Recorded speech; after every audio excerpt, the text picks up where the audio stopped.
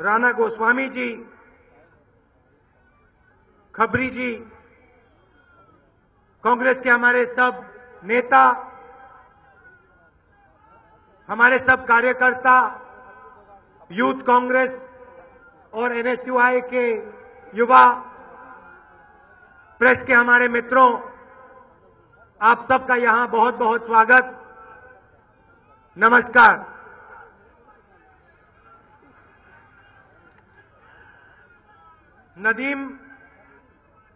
नदीम की बहुत प्रशंसा हो रही है, मगर मैं यहां उसकी शिकायत करना चाहता हूं। नदीम जी, बेनी राम की इमारती मुझे कब मिलेगी? आप मुझे यहां बुलाते हो और उनकी इमारती मुझे नहीं देते हो।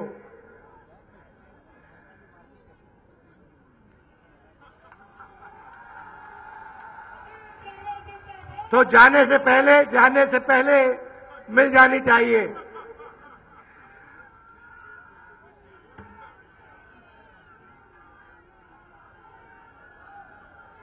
सूफियों की जमीन है, भाईचारे की जमीन है। आपकी जो छोटी इंडस्ट्री है, पूरी दुनिया में पहले मानी जाती थी। आपने इस प्रदेश को, इस देश को बहुत कुछ दिया है, इसके लिए बहुत बहुत धन्यवाद।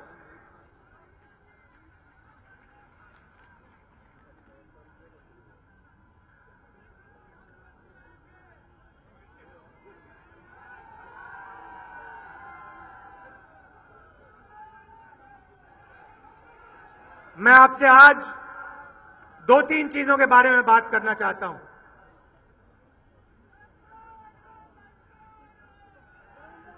डिमोनेटाइजेशन, नरेंद्र मोदी जी ने डिमोनेटाइजेशन का निर्णय लिया। भैया देखिए, सुनिए आप, ये कांग्रेस पार्टी की मीटिंग है और कांग्रेस पार्टी की मीटिंग में मुर्दाबाद शब्द नहीं प्रयोग होना चाहिए।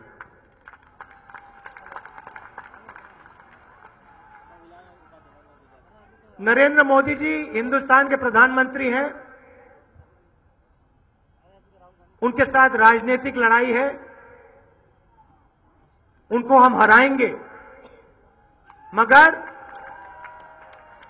मगर मुर्दाबाद बोलना वो कांग्रेस पार्टी का काम नहीं है। वो कट्टरपंथी लोग बोलते हैं, वो आरएसएस के लोग बोलते हैं, वो उनका काम है, वो हमारा काम नहीं है।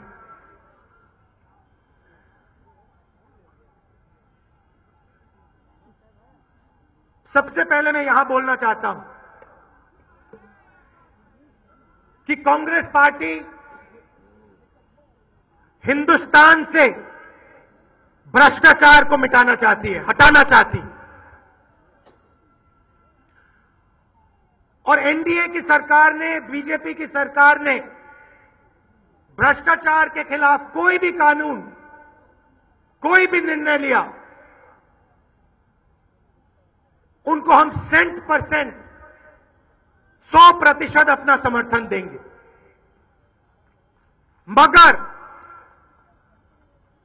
डिमोनेटाइजेशन का जो निर्णय था, 8 नवंबर का जो निर्णय था, वो ना भ्रष्टाचार के खिलाफ था और ना काले धन के खिलाफ था। वो हिंदुस्तान के गरीब लोगों के खिलाफ था, हिंदुस्तान के 99% लोगों के खिलाफ था, हिंदुस्तान के किसान के खिलाफ था, हिंदुस्तान के मजदूरों के खिलाफ था।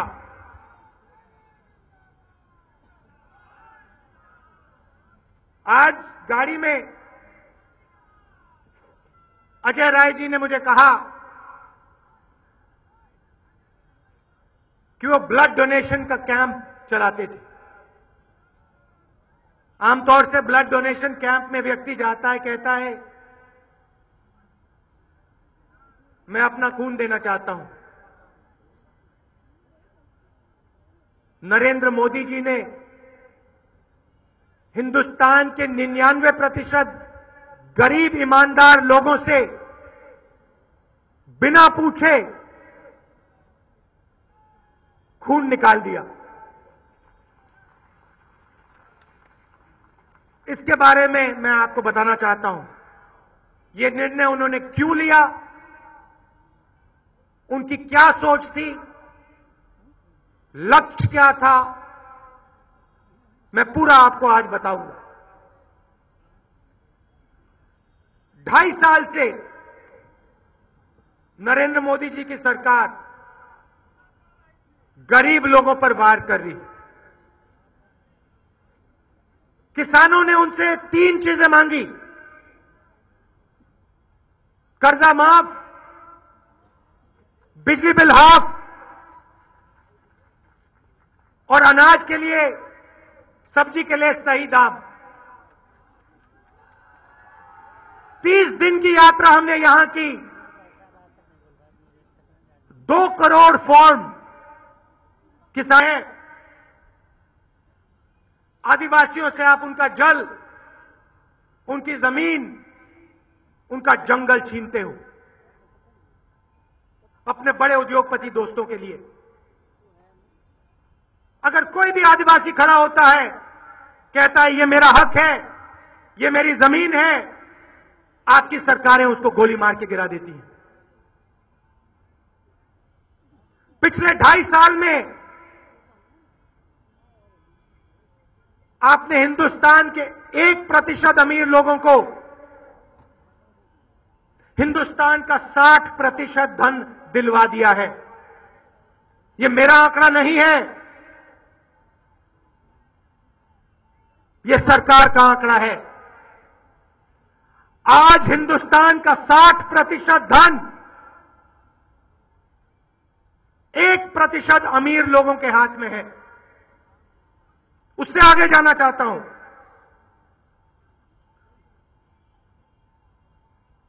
सबसे ज्यादा धन सिर्फ 50 परिवारों के पास है।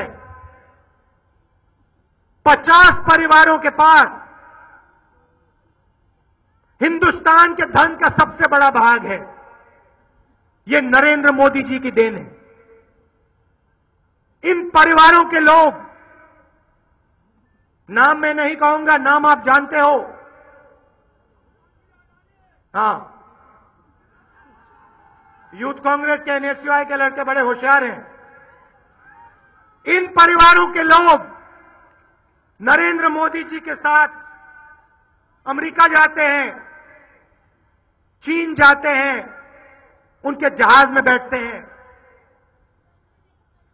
एक तरफ हिंदुस्तान के 99% ईमानदार लोग जो अपना खून पसीना देते हैं, उनका नरेंद्र मोदी जी मजाक उड़ाते हैं पार्लियामेंट हाउस में। और दूसरी तरफ 1% अमीर लोग, 50 परिवार।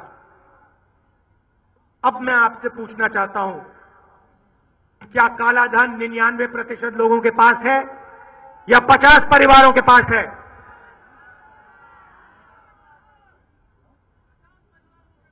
एक 1% अमीर लोगों के पास है या 99% हिंदुस्तान के पास है? आप मुझे बताओ।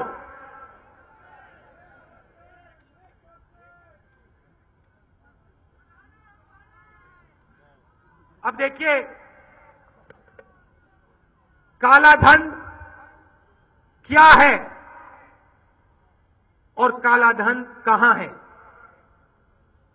अगर आप काला धन से लड़ना चाहते हैं तो आपको सबसे पहले पता होना पड़ेगा कि काला धन है क्या और कहां है।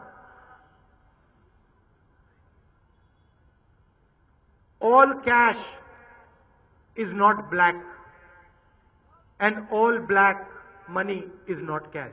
हिंदी में बताता हूं, सारा कैश काला धन नहीं है और सारा काला धन कैश में नहीं है। मतलब जब किसान कैश से बीज खरीदता है तो वो काला धन नहीं होता है। जब मजदूर को कैश में पैसा मिलता है वो काला धन नहीं होता है। जब मिडिल क्लास का कोई जाकर मिठाई खरीदता है उसके जेब में से काला धन नहीं निकलता है। जब छोटा दुकानदार अपना खून पसीना अपनी दुकान में डालता है वो काला धन नहीं होता है।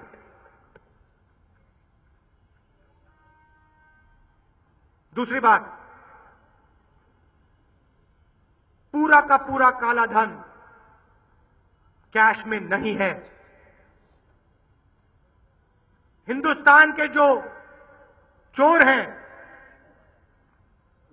वो होशियार होते हैं। सही बात है नहीं? हिंदुस्तान के चोर होशियार हैं या नहीं? है ना?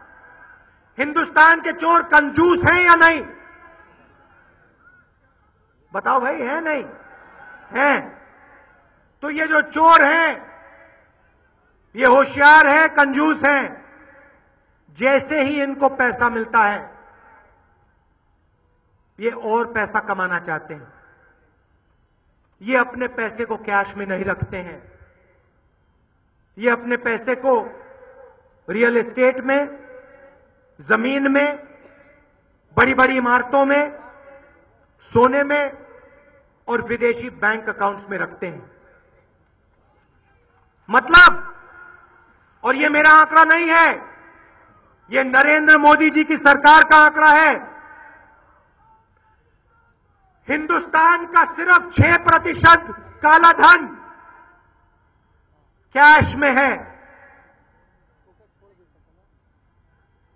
बाकी काला धन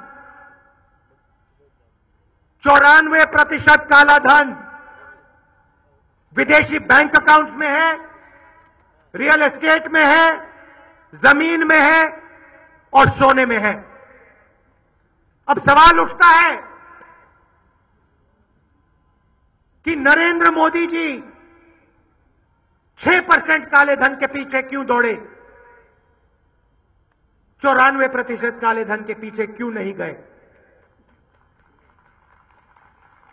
सिर हिला रहे हैं आप, सही बात है ना? अब देखिए, नरेंद्र मोदी जी को बिल्कुल अच्छी तरह मालूम है कि ज्यादा से ज्यादा काला धन रियल एस्टेट में है, इमारतों में है, जमीन में है और विदेशी बैंक अकाउंट्स में है। मैं ये कैसे कह रहा हूं? क्योंकि पिछले चुनाव में नरेंद्र मोदी जी ने कैश की बात नहीं की थी, विदेशी बैंक अकाउंट्स की बात की थी। नरेंद्र मोदी ने ये नहीं कहा था कि मैं 6% काला धन निकालूंगा। उन्होंने कहा था कि लाखों करोड़ रुपया विदेशी बैंक अकाउंट में है और मैं उस पैसे को वापस लाऊंगा। याद है आपको? नरेंद्र मोदी जी को मालूम है कि ज्यादा से ज्यादा काला धन विदेशी बैंक अकाउंट्स में है।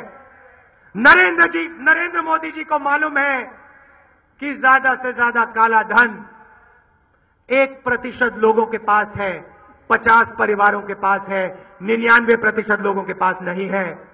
नरेंद्र मोदी जी को मालूम है कि सिर्फ 6% काला धन कैश में है। उन्होंने आपसे वायदा किया कि 15 लाख रुपए मैं हर बैंक अकाउंट में डालूंगा। 15 लाख रुपए किसको मिला? कोई है यहां पे? नहीं। विदेशी बैंक अकाउंट वालों को जेल में नरेंद्र मोदी जी ने डाला? नहीं। स्विट्जरलैंड की सरकार ने नरेंद्र मोदी जी को, सुनो, स्विट्जरलैंड की सरकार ने नरेंद्र मोदी जी को स्विस बैंक अकाउंट होल्डर्स की लिस्ट पकड़ा रखी है।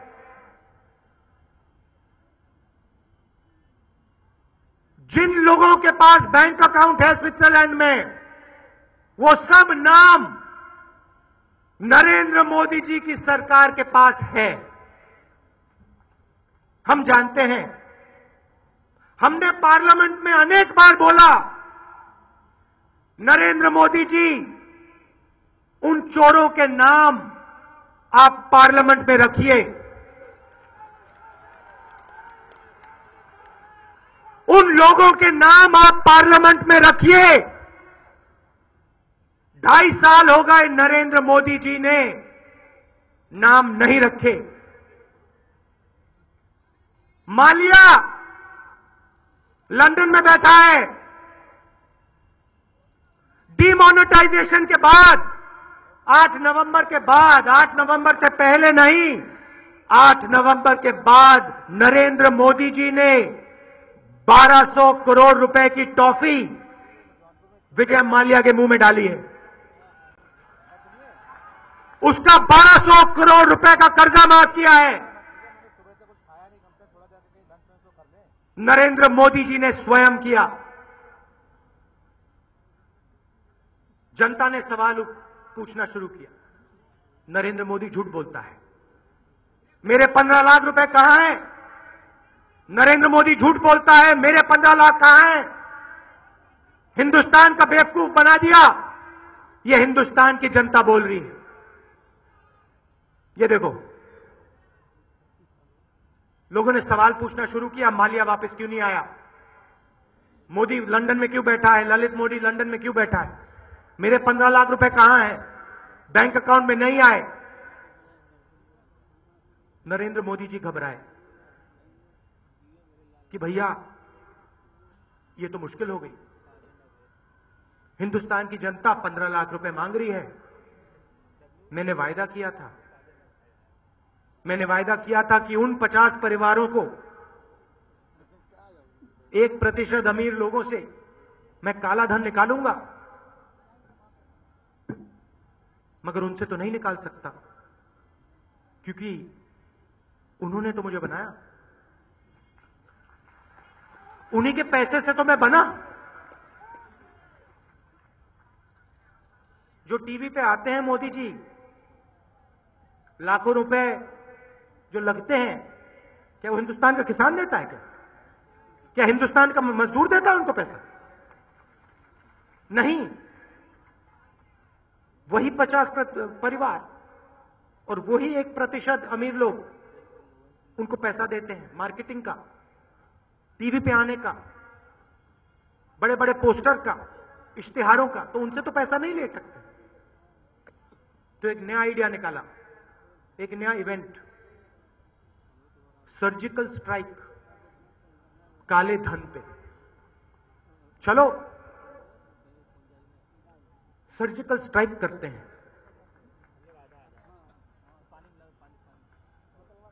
मोदी जी, दूसरे महायुद्ध में बम गिराने का एक नया तरीका निकला था। 200-300 जहाज ऊपर से आते थे, आग वाले बम उनके अंदर, रात का समय, और वो 25 मिनट के अंदर पूरे के पूरा बम गिरा देते थे। पूरा का पूरा शहर राख हो जाता था।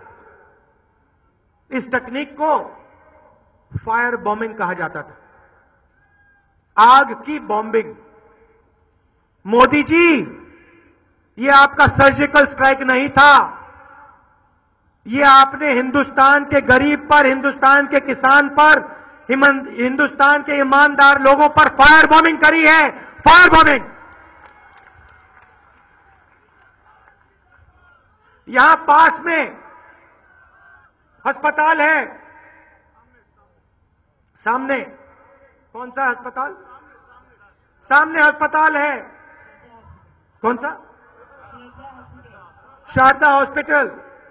मोदी जी इसमें जरा आके देखिए क्या हो रहा है। गरीब लोगों की हालत देखिए, इलाज के लिए पैसा नहीं है। यह काम आपकी फायर बॉम्बिंग ने किया है। किसान, मोदी जी किसान बीज और खाद चेक से नहीं खरीदता है, क्रेडिट कार्ड से नहीं खरीदता है, कैश में खरीदता है। उसका कैश आपने जला दिया, उसकी जिंदगी आपने बर्बाद कर दी।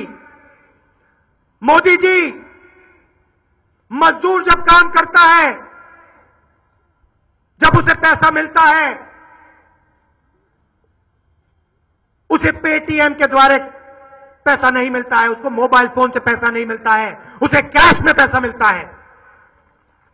उसको आपने जला दिया। और यहां जो हमारी महिलाएं बैठी हैं, जो थोड़ा सा पैसा बचाकर रखती हैं अपने भविष्य के लिए, इनको आपने चोर कहा, इनको आपने चोट पहुंचाई। और हंसते हुए, मजाक करते हुए पॉप कॉन्सर्ट में आप कहते हैं हा हा हा हा, बड़ा मजेदार डिसीजन लिया मैंने।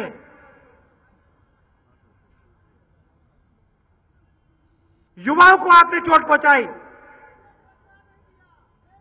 रोजगार की बात आप करते थे, 2 करोड़ युवाओं को मैं रोजगार दूंगा, हर साल 2 करोड़ युवाओं को रोजगार दूंगा। देने की बात छोड़ो,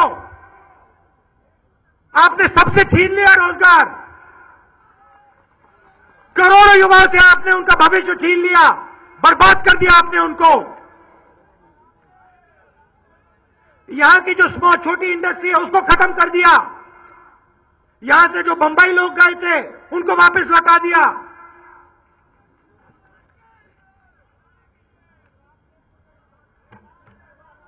मुरादाबाद में ब्रास की इंडस्ट्री, कानपुर में चमड़े की इंडस्ट्री, मिर्जापुर में कालीन की इंडस्ट्री, खत्म कर दिया आपने सब। यह सच्चाई है डिमोनेटाइजेशन की। इनफॉर्मल सेक्टर जो मजदूरी करते हैं, एक दिन के पैसे पर जीते हैं वो लोग। हमने मनरेगा दिया, आपने उनसे उनका पैसा छीना। यह सच्चाई है। लक्ष्मी नाम की एक महिला है, बेंगलोर की सड़कों पे वो फूल बेचती थी। सुबह 4 बजे जाकर, क्रेडिट कार्ड से नहीं कैश से जाकर वो फूल खरीदती थी। पूरा दिन धूप में वो फूल बेचती थी। लोग कैश से खरीदते थे मोदी जी, क्रेडिट कार्ड से नहीं। आपने अपना निर्णय लिया 8 नवंबर को, हंसते हुए। आज आपके कारण लक्ष्मी बेंगलोर में भीख मांगती है। ना उसके पास फूल खरीदने का पैसा और ना किसी और के पास फूल खरीदने का पैसा। बर्बाद कर दिया आपने उसको। मगर आपके दिल में दुख नहीं है, थोड़ा सा भी दुख नहीं है, क्योंकि आप हिंदुस्तान के प्रधानमंत्री हो। आपसे कौन सवाल पूछ सकता है? आप किसी की नहीं सुनते हो, आपको सब कुछ मालूम है, आप किसी से बात नहीं करते हो, आपको सबका सब कुछ मालूम है। तो ये फायर बॉम्बिंग नरेंद्र मोदी जी ने की क्यों? इसका सच्चा कारण क्या था? अब मैं आपको बताता हूं गरीबों को चोट मारने का सही कारण। अब मैं आपको बताता हूं फायर बॉम्बिंग का लक्ष्य। सुनना चाहते हैं आप? उन्हीं 50 परिवारों ने, हिंदुस्तान के 1% अमीर लोगों ने बैंक से लाखों करोड़ रुपया कर्जा लिया हुआ है। आप जानते हो पिछले 2.5 साल में नरेंद्र मोदी जी ने स्वयं 1,10,000 करोड़ रुपया 15 परिवारों का माफ किया है। जब किसान पे कर्ज होता है, गरीबों के पे कर्ज होता है, और अगर कोई किसान लोन सही समय पे वापस नहीं दे सकता है तो आप उसको जेल में डालते हो। मगर जब हिंदुस्तान के 50 सबसे अमीर परिवार के लोग लाखों करोड़ रुपए ले जाते हैं तो आप उन्हें डिफॉल्टर कहते हो। नॉन परफॉर्मिंग एसेट नाम दे रखा है। सच्चाई है कि इन लोगों ने 8 लाख करोड़ रुपया हिंदुस्तान के पब्लिक सेक्टर बैंक्स का रख रखा है, ले रखा है। 8 लाख करोड़ रुपया इन 50 परिवारों ने हिंदुस्तान के बैंक से ले रखा है और वो वापस नहीं दे रहे हैं। नरेंद्र मोदी जी उनसे पैसा नहीं ले सकते हैं क्योंकि उन्होंने नरेंद्र मोदी जी को बनाया, जैसे मैंने आपको बताया। तो नरेंद्र मोदी जी ने एक नया तरीका निकाला, उनका कर्ज माफ करने का एक नया तरीका, बैंक को चालू करने का एक नया तरीका। उन्होंने हिंदुस्तान के 99% गरीब लोगों से, ईमानदार लोगों से पैसा छीना और उस पैसे को बैंक में डलवाया। आने वाले समय में नरेंद्र मोदी जी आपके पैसे से उन परिवारों का 8 लाख करोड़ रुपया कर्जा माफ करके दिखाएंगे। गरीबों से पैसा खींचो,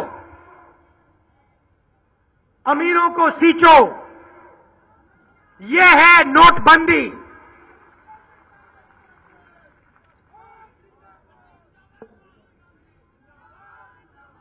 कुछ लोग कहते हैं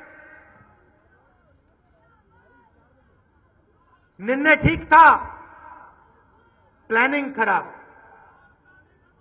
मैं कहना चाहता हूं कि नरेंद्र मोदी जी की प्लानिंग खराब नहीं है, प्लानिंग जबरदस्त थी। अगर आप प्लानिंग समझना चाहते हो तो आप पहले लक्ष्य समझो। नरेंद्र मोदी जी का लक्ष्य था कि हिंदुस्तान के गरीब लोग, 99% लोगों का पैसा ज्यादा से ज्यादा समय बैंक में फंसा रहे। 6-8 महीने आपका पैसा बैंक में रहे। अगर वो पैसा बैंक में 6 महीने के लिए रहेगा तभी उस पैसे का प्रयोग कर्जा माफ करने के लिए किया जा सकता है। समझ आई बात? अब मैं आपसे 2-3 सवाल पूछना चाहता हूं। अगर 28,000 रुपए की लिमिट नहीं होती तो आपका पैसा बैंक में रहता? नहीं रहता। अगर 2,000 रुपए का नोट एटीएम में चलता तो हिंदुस्तान की गरीब जनता का पैसा बैंक में रहता या नहीं? नहीं रहता। अगर 100 बार कानून नहीं बदले जाते, नियम नहीं बदले जाते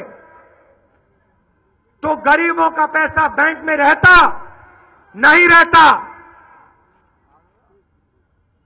नरेंद्र मोदी जी चाहते हैं कि आपका पैसा, आपके खून पसीने के कमाई का पैसा बैंक में रहे और इस पैसे का वो प्रयोग करें 8 लाख करोड़ रुपए माफ करने का। अब मेरी बात मत मानो, अगर नहीं मानना चाहते हो मत मानो, 2-3 महीने ठहरो, आपको पूरा का पूरा समझ आ जाएगा।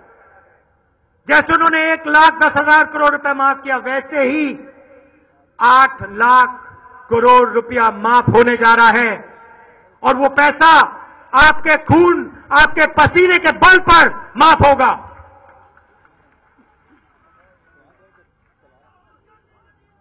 पहले नरेंद्र मोदी जी ने काले धन की बात की, कहा कि लड़ाई काले धन के खिलाफ है। काला धन वापस नहीं आया। नरेंद्र मोदी जी को मालूम था कि 1 रुपया नहीं आएगा। नई बात शुरू की, ये निर्णय नकली नोटों के खिलाफ मैंने किया है। हमने पूछा, मोदी जी हिंदुस्तान में नकली नोट कितने हैं? पार्लियामेंट में, राज्यसभा में पूछा। आप जानते हो हिंदुस्तान में नकली नोट कितने हैं?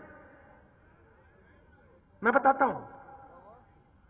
राज्यसभा में नरेंद्र मोदी जी के मंत्री ने जवाब दिया है, 100 रुपए में से 2 पैसे, 100 रुपए में से 2 पैसे नकली हैं। जैसे ये बात निकली, नरेंद्र मोदी जी ने नकली पैसे की बात बंद कर दी, दौड़ के निकले, कहते हैं भैया आतंकवाद के खिलाफ हमने एक्शन लिया। अच्छा ठीक है, 2 दिन बाद, मोदी जी के कहने के 2 दिन बाद आतंकवादी मारे जाते हैं। जेब में से लाल रंग के चमकते हुए 2,000 रुपए के नोट। मोदी जी ने आतंकवाद की बात बंद कर दी, दौड़ के निकले उधर से कैशलेस इकोनॉमी की ओर। कैशलेस इकोनॉमी बनाएंगे। कैशलेस इकोनॉमी का मतलब समझा देता हूं आपको।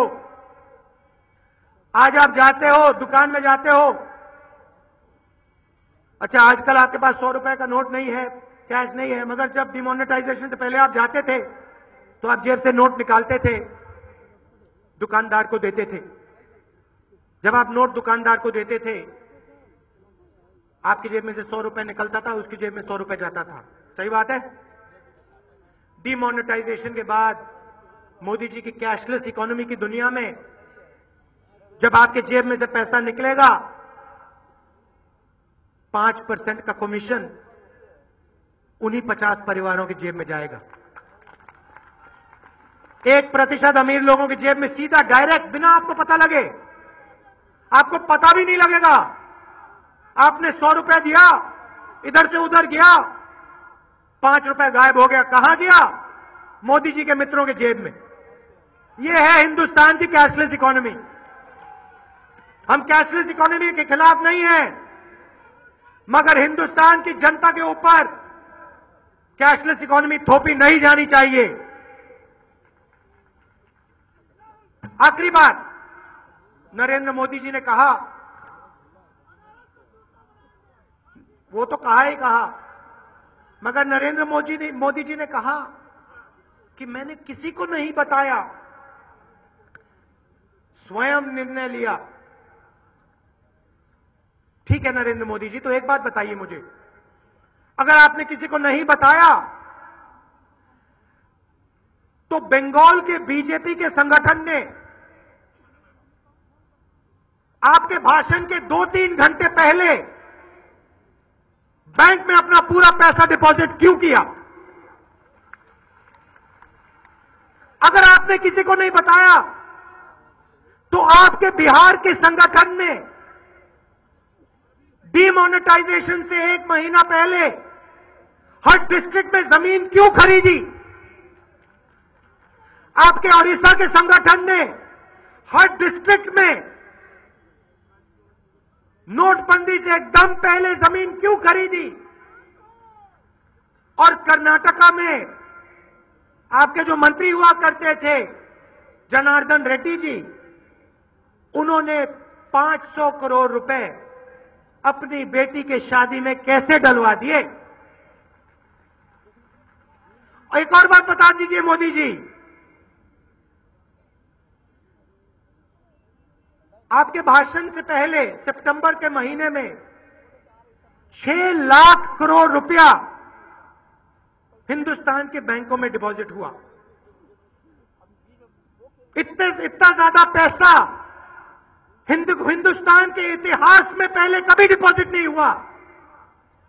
यह पैसा किसका था और आपके निर्णय से एकदम पहले यह पैसा बैंक अकाउंट में क्यों डिपॉजिट हुआ?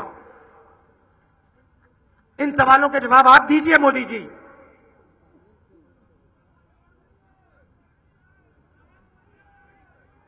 जवाब नहीं है, इसीलिए कांग्रेस पार्टी के हर कार्यकर्ता को डिमोनेटाइजेशन की सच्चाई, सूट बूट सरकार की सच्चाई पूरे देश को बतानी है। आप घर घर में जाइए और हिंदुस्तान के किसान को, मजदूर को बताइए कि आपका जो पैसा है, आपका जो कैश था, उस पर नरेंद्र मोदी जी ने छापा लगाया है, उसको नरेंद्र मोदी जी ने आपसे छीना है और आपके पैसे के बल पर हिंदुस्तान के सबसे अमीर लोगों का कर्जा माफ होने जा रहा है। यह बात कांग्रेस पार्टी के लोग, हर व्यक्ति, हर गरीब व्यक्ति से को बताइए। यह सच्चाई है।